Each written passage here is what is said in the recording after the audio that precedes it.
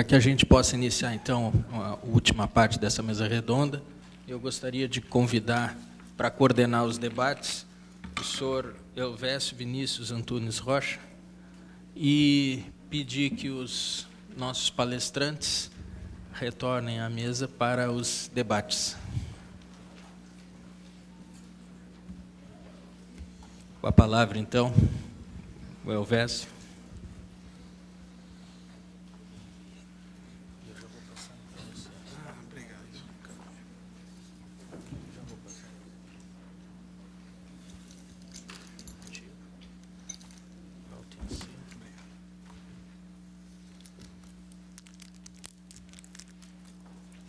Bom, boa tarde a todos. Antes de mais nada, eu gostaria de agradecer ao Dr. William Weismann pelo convite para participar da mesa, parabenizar os palestrantes pelas excelentes palestras. Uma observação, eu gostaria de aproveitar da oportunidade de coordenador do debate e fazer a primeira pergunta. Uma observação que a gente vê claramente pelas apresentações é que os resultados iniciais eles estão muito mais focados, num primeiro momento, pelo menos uma impressão minha, na parte de diagnóstico. E eu posso entender que a gente está tendo mais diagnóstico do que tratamento como uma simples coincidência pelas apresentações, ou existe alguma mensagem subliminar de que a gente vai ter tratamentos, diagnósticos mais rapidamente disponíveis do que tratamentos baseados em nanotecnologia. E uma segunda observação, a gente sabe que na cadeia de valor da indústria farmacêutica, as novas entidades químicas são as de maior valor agregado, né? Isso em nível mundial. E a gente sabe também que o mercado farmacêutico mundial vem sofrendo um grande problema em virtude dessas novas entidades químicas estarem sendo cada vez menos lançadas no mercado, né? Não é um problema brasileiro, é um problema mundial. Por outro lado, a nanotecnologia ela pode, de certa forma, preencher esse vazio na medida em que você pode usar a tecnologia, escapar de algumas rotas de síntese, particularmente falando na parte de novas entidades, e tentar, então, trazer essa inovação que hoje está meio carente em nível de desenvolvimento farmacêutico. Essa premissa pode parecer interessante no primeiro momento, mas, pelas apresentações, aí me surge também uma dúvida. Se a próxima barreira ela vai deixar de ser a dificuldade na síntese de novas moléculas e ela vai se tornar a nanotoxicologia, e se essa nanotoxicologia ela vai aparecer num primeiro momento pelos estudos ou pela falta do marco regulatório, ela só vai aparecer quando esses produtos chegarem efetivamente para os pacientes. Eu não direciono para ninguém, acho que todos fiquem à vontade para responder. Bom, como eu só lembro da primeira pergunta, eu vou, então, muita informação. Eu vou tentar responder um pouco mais da primeira parte, sobre biosensores e sobre terapia, né, que você estava falando. Bom, olha, tem eu acho que as duas frentes são extremamente importantes. Em nanomedicina, essas três frentes que eu coloquei aqui, regenerativa, diagnóstico e terapia, tem que caminhar as três, obviamente, senão não tem graça, fica manco o negócio, né? Mas é lógico que tem uma vantagem, uma questão experimental aí e de facilidade experimental que deve ser levada em conta. É muito mais fácil você produzir sensores, biosensores, e tentar detectar anomalias do ponto de vista ético, do ponto de vista de comitê de ética, assim por diante, do que produzir materiais para terapia, em que você depende de instalações especiais, você depende, inclusive, de amostras reais, de doadores, de ambulatórios, de clínica, de comitê de ética. Então, tudo isso pode demorar um pouco mais. Então, eu imagino que, devido a essa facilidade experimental, a parte de biosensores é muito mais rápida de ser colocada em prática, né? Porque você não precisa de nada disso, por exemplo. Você pode trabalhar com amostras padrões no primeiro instante, sem precisar de amostras reais e assim por diante, para provar a sua ideia, o seu conceito.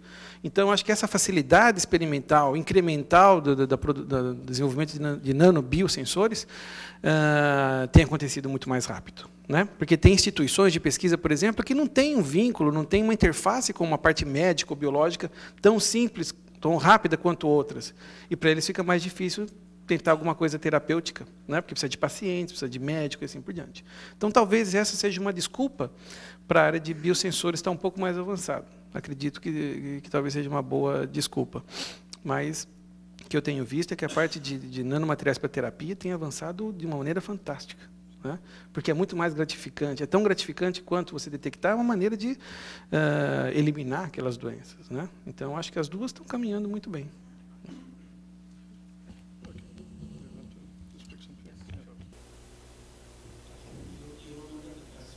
Você lembrou da primeira pergunta, eu me lembrei da segunda. Então vamos complementar. Havia um comentário sobre os estudos, a maior parte dos estudos estão enfocados no diagnóstico. Basicamente está correto. Para o conceito da nanotecnologia e dos nanosensores, é mais fácil ter uma prova de conceito com diagnóstico, porque a população é muito mais discriminada, mesmo que a referência e a instrumentação clínica convencional que é usada para esses propósitos já existe. No entanto, os dados mais interessantes são encontrados no screening, no exame de uma população que não sabemos se é sadia ou não. São pessoas saudáveis, consideradas saudáveis, e gostaríamos de ver se estão em alto risco. Uma vez que começamos com o diagnóstico, podemos continuar com o screening, mas no caso do screening precisamos de grandes populações e grande quantidade de nanomateriais, e o que é mais importante para o screening, precisamos adaptar o nanomaterial de forma muito afinada para poder fazer o screening. Este é o nosso alvo principal. Acho que o orador enfocou isso.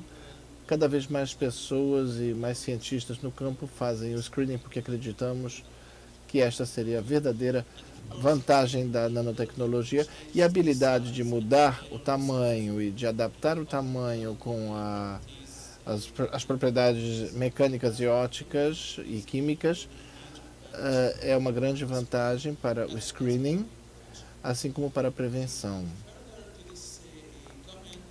Gostaria de acrescentar também que a terapia dirigida é uma coisa importante, mas sem o diagnóstico e sem um bom screening não podemos fazer uma terapia dirigida. Então existem muitos campos aqui de conhecimento que se complementam entre si, e parte disso já foi mencionado pelo segundo orador.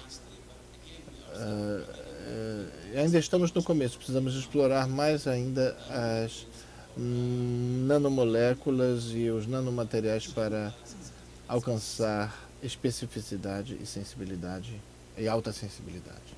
Comentário rápido, só sobre a última questão. Uma parte que é um tanto negligenciada, a gente vem tentando enfatizar, principalmente quando a gente fala na área de saúde, são as correlações da área de nanomedicina com a área de nanoveterinária. Né? Em veterinária, na ideia de fármacos veterinários, o que hoje já se tem visto muito é que boa parte dos princípios ativos das moléculas que tinham sido lançados no passado e foram abandonados por uma questão de efetividade, muitas vezes elas estavam sendo abandonadas não por uma questão de efetividade do princípio ativo relacionado à doença, mas, na realidade, dos interferentes que aconteciam durante o processo de ação. Então, acredito que as coisas são um pouco paralelas. Na realidade, a gente continua procurando novas moléculas porque a gente quer ter maior efetividade em atacar outras doenças. Só que, a partir do momento que a gente começa a ter outras estratégias de aplicação, isso significa que a gente começa a buscar a valoração em cima de moléculas que muitas vezes já perderam, inclusive, o seu direito de patente. Isso, para um país em desenvolvimento, como é o nosso caso aqui, Isso é um grande gancho, na realidade, de desenvolvimento, porque permite que a gente possa explorar alguns tipos de medicamentos que já são de domínio público, já estão bem comprovados, mas, porém, têm que ser trabalhados com doses muito altas, certo? Só com tecnologias extremamente inovadoras que podem fazer com que eles ganhem um novo preço de mercado, uma nova entrada.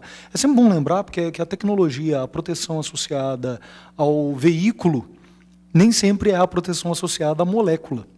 Né? E isso, principalmente veterinária, bom, eu posso falar um pouco mais de veterinária, que é, na realidade, o que a gente está um pouco mais interessado. Né? Mas, principalmente veterinário, isso está começando a se tornar cada vez mais real. Né? A gente já deve ter pelo menos 2 ou 3 produtos para mastite no mercado hoje, que são moléculas antigas, que hoje protegidas, elas têm a única vantagem de durar mais tempo no úbere da vaca. Né? O que, para quem mexe com leite, é alguma coisa bastante interessante, significa ter mais dias para retirar a mesma quantidade de leite. Né? E, na realidade, é a mesma tecnologia. O que mudou aí foi só a estratégia de aplicação. E nisso aí a gente pode buscar uma outra alternativa de valoração. Bom, obrigado. Passo a voz para a plateia. Alguém gostaria de fazer alguma pergunta? Por favor.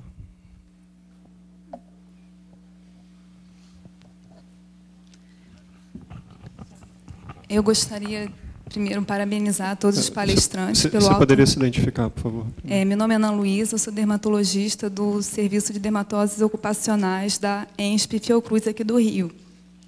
E a minha pergunta especial para o Cauê você falou, e os demais palestrantes, em relação ao revestimento de objetos com partículas, nanopartículas, com fins bactericidas. Como é que fica a questão da resistência bacteriana? E uma outra questão em relação à flora bacteriana normal da pele, tubo digestivo. Imagino que essas nanopartículas não tenham alvo apenas as bactérias patogênicas, então, se você não poderia estar predispondo a outras doenças através do uso de tecidos e objetos, utensílios de uso comum. Boa pergunta. Uns 2 anos atrás, nós tivemos um contato com o pessoal do HC de Jaú, que eles levantaram mais ou menos a mesma questão. Eles colocaram o seguinte, que se você tiver um sistema bactericida que tiver em contato constante com um sistema, com um corpo humano, um sistema qualquer biológico, você pode favorecer, na realidade, a bactéria mais resistente, um processo de seleção natural, na realidade, né? Fazendo com que, na realidade, o indivíduo ele tenha uma infecção muito mais séria. De fato, existe uma certa resistência para o uso de sistemas bactericidas para sistemas de contato contínuo. Onde que eles ganharam, onde eles estão sendo melhor enxergados hoje? São os sistemas de contato não contínuo, como, por exemplo, bisturis, certo? Estufas, luvas cirúrgicas, sistemas, na realidade, que eles têm, que sofrem já procedimentos de esterilização, em que, na realidade, por exemplo, uma película bactericida poderia aumentar a segurança de um processo de esterilização associado.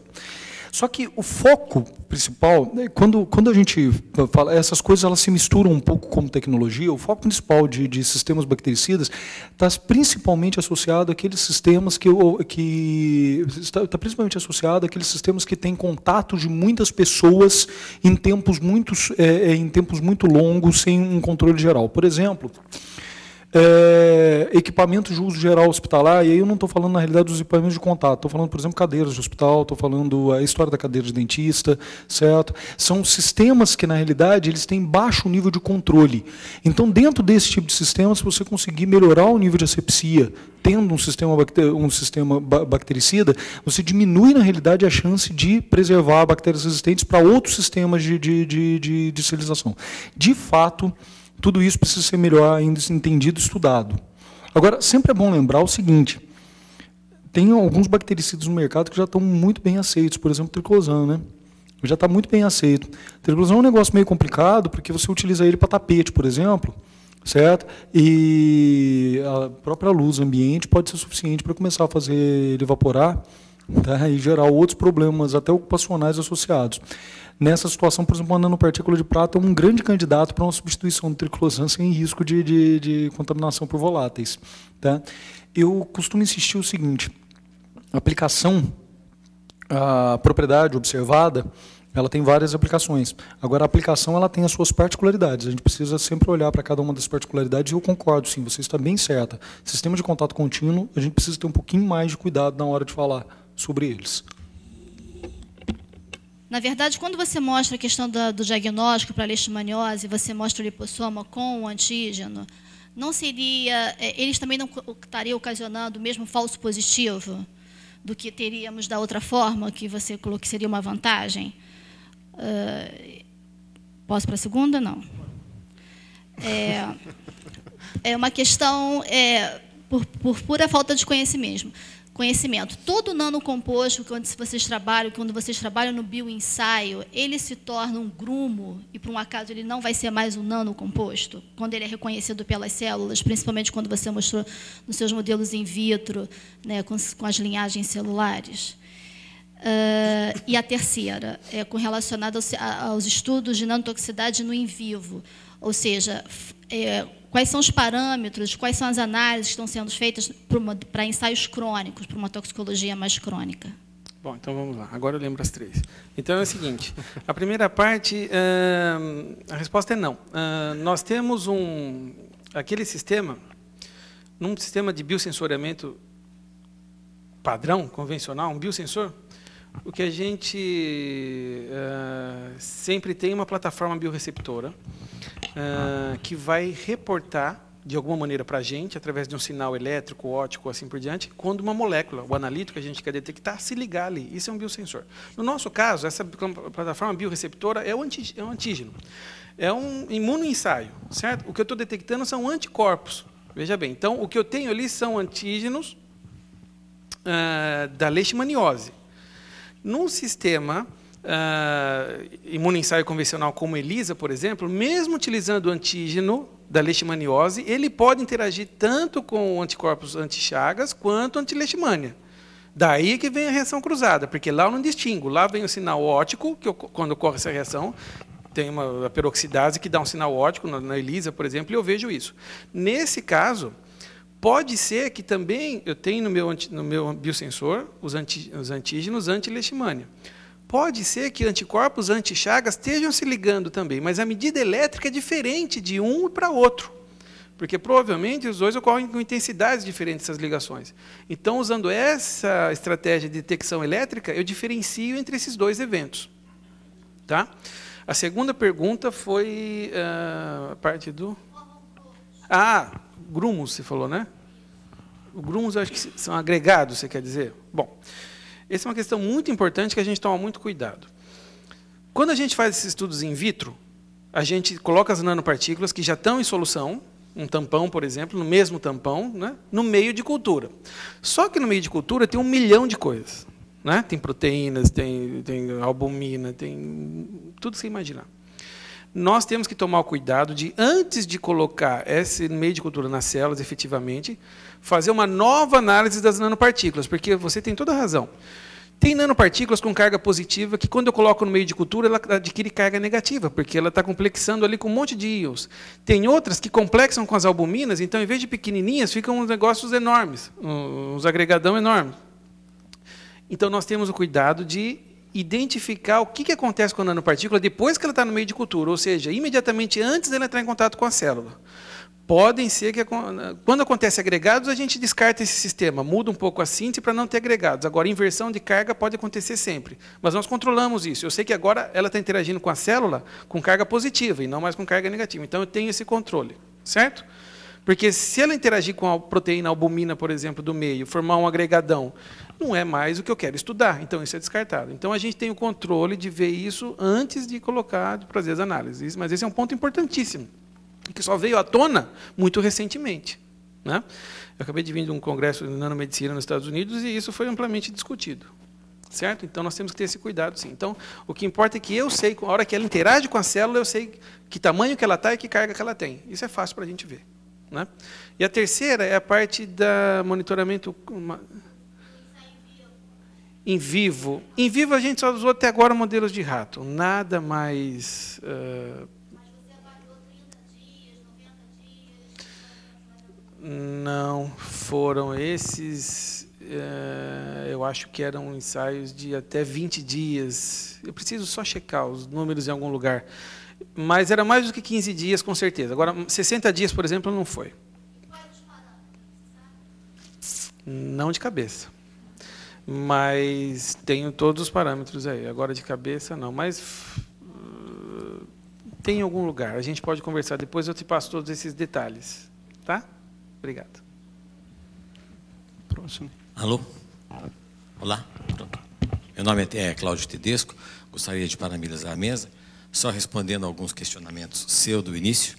O problema maior da indústria farmacêutica de buscar novas moléculas, isso foi uma realidade que mudou, sim, é que a gente não pode esquecer, e a professora Silvia também deve entender e compartilhar, é que até você produzir uma molécula e ela chegar efetivamente ao mercado como um fármaco ou como um medicamento, nós estamos falando aí de 10 a 15 anos. Então, a própria indústria farmacêutica ela tem remodelado muito a sua maneira de pensar e ela tem realmente, como o Cauê, voltado para a área da saúde, também saúde humana, procurado velhas moléculas com novos revestimentos. E aí é que a nanotecnologia ganha uma vertente muito grande. Porque essas moléculas que, por alguma razão, deixaram de ser utilizadas por efeitos colaterais ou dose e dependência, elas acabam ganhando não só estabilidade, como um perfil de liberação totalmente diferente. Então, essa é a realidade que tem movido não só a indústria farmacêutica, como toda a pesquisa relacionada à aplicação dessas moléculas para a saúde. Principalmente porque elas já trazem consigo um histórico clínico extremamente importante, que faz com que você consiga avançar um pouco mais da fase 1, fase 2, fase 3. Com relação à aplicação de diagnóstico, ela caminha em paralelo à área de aplicação também na saúde. O problema é, da mesma maneira que existe para um marco regulatório para a área de produção e desenvolvimento, a área de aplicação na saúde humana, ela é também altamente regulada. Então, até que você consiga todas as aprovações nos comitês de pesquisa em humanos e comitês de ética, isso demora um pouco mais. Mas isso também tem acontecido e vem acontecendo também em paralelo. Obrigado. Tá. Bom, obrigado. Só queria complementar um pouquinho. Primeiro, dizer que eu concordo absolutamente com a questão de como que a nanotecnologia pode trazer velhos novos produtos para o mercado. A questão é que, no próprio FDA, o número de registros de novas moléculas ano a ano vem caindo, né, de novas moléculas efetivamente falando. Isso é um fato real. Agora, uma dúvida que eu fico, aí até estimulando, né, todos e a plateia também, é que, dependendo da tecnologia que for utilizada hoje para a área nano, você vai fazer um registro na Anvisa tal qual um produto comum. Não vai haver diferenciação de critérios, uma vez que, dependendo do grau de especificidade que você chegar, nem o próprio técnico da Anvisa está amplamente capaz de detectar essa diferença, né? Até porque algumas tecnologias são particularmente simples. E a questão é, se isso eventualmente não for caracterizado como um novo produto e não passar por estudos clínicos e pré-clínicos, principalmente os pré-clínicos, e não forem detectados todas as particularidades em termos de toxicidade, a gente vai ter um registro de um produto, esse produto vai estar disponível para a população e, quando ele estiver na fase 4, quando ele estiver em uso efetivo pela população, aí eventos adversos relacionados muito mais à nanotecnologia vão aparecer. Entendeu? Essa é uma dúvida que eu realmente tenho. Não sei se eu fui claro. Não sei, professora Silvia, não sei se eu... Obrigada. Tá ligado? Bom, meu nome é Tânia, eu sou da Universidade Federal de Sergipe, eu sou socióloga, sou da rede da Renanossoma. Pode parecer um pouco estranho, né? Porque o que um sociólogo e um antropólogo, eu sou os dois, está fazendo aqui. Mas a minha pergunta vai para o Dr. Rossan, e o que me chamou a atenção na sua palestra é algo que realmente foi a primeira vez que eu vi, e essa preocupação. O produto tem que ser fácil de usar, análise simples, ser rápido no resultado, exame, e deve ser barato e confiável. Essa colocação barato me chamou a atenção por uma questão de política pública de saúde. Eu moro num país que não é um país desenvolvido, é um país em desenvolvimento, a verdade é essa, é um país onde a carência na área de saúde é muito grande, principalmente saúde pública. Quando nós temos algum instrumento mais avançado para detectar uma doença, etc., é complicadíssimo que a maioria da população tenha acesso pelo custo. E aí eu fiquei alegre quando o senhor disse, não, tem que ser barato. Então, isso para mim foi algo fantástico, e se preocupe com algo que possa ser democratizado. Porque as pesquisas são financiadas, a maioria, com dinheiro público. Então, o povo paga por uma pesquisa que depois ele não usufrui na medida do que é produzido. Aí eu pergunto, doutor Rossan, este seu aparelho de mensuração já está sendo produzido? Já está sendo utilizado? E se está sendo, é barato? Está sendo colocado para, digamos, a população em geral, ou também é uma medicina seletiva? Quem tem dinheiro tem acesso a uma alta tecnologia. Quem não tem, vai para o curandeiro.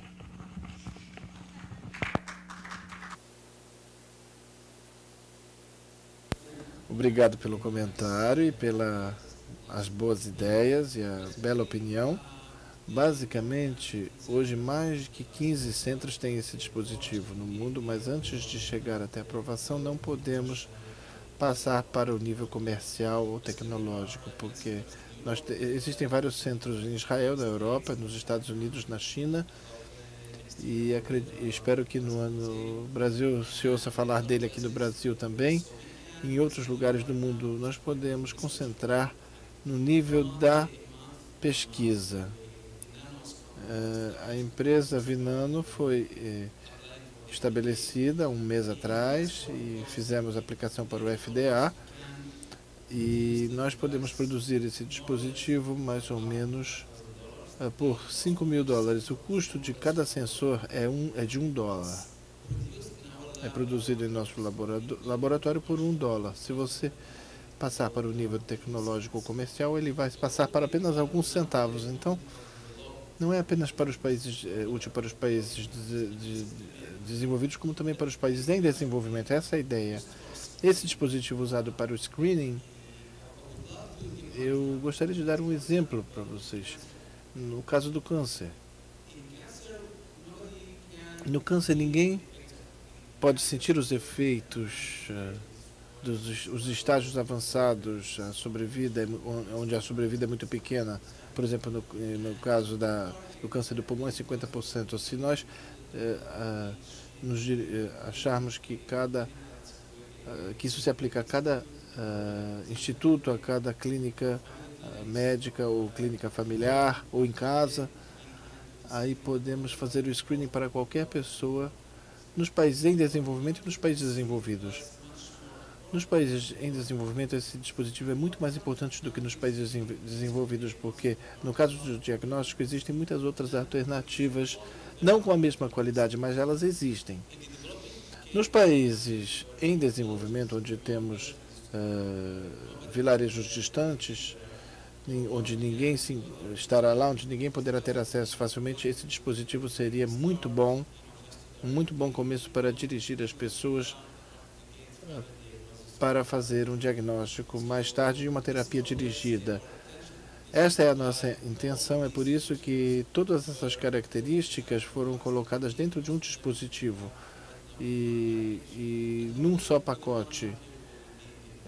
Esperamos que o FDA aprove isso e se ele estará disponível para todo mundo.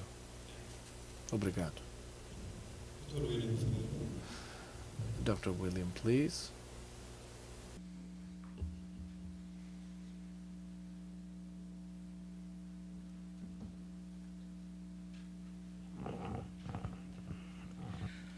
Só voltando ao seu aspecto em relação ao custo. E só lembrando, sim, quer dizer, muitas das antigas ou drogas ainda presentes e a nova apresentação, digamos, sobre o aspecto nano. E o que isso tem representado também sob a forma de custo, né?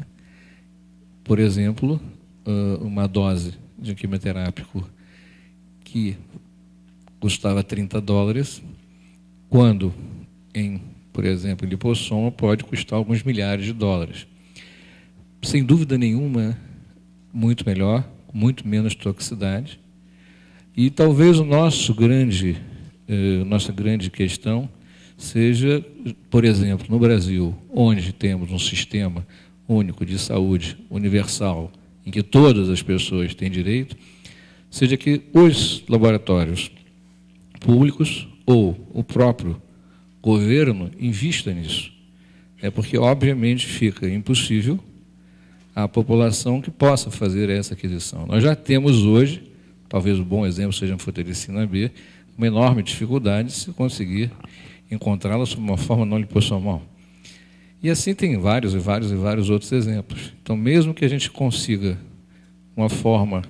um medicamento, uma forma nanoestruturada que seja bem melhor, invariavelmente o valor de mercado aumenta enormemente em função da questão patentária.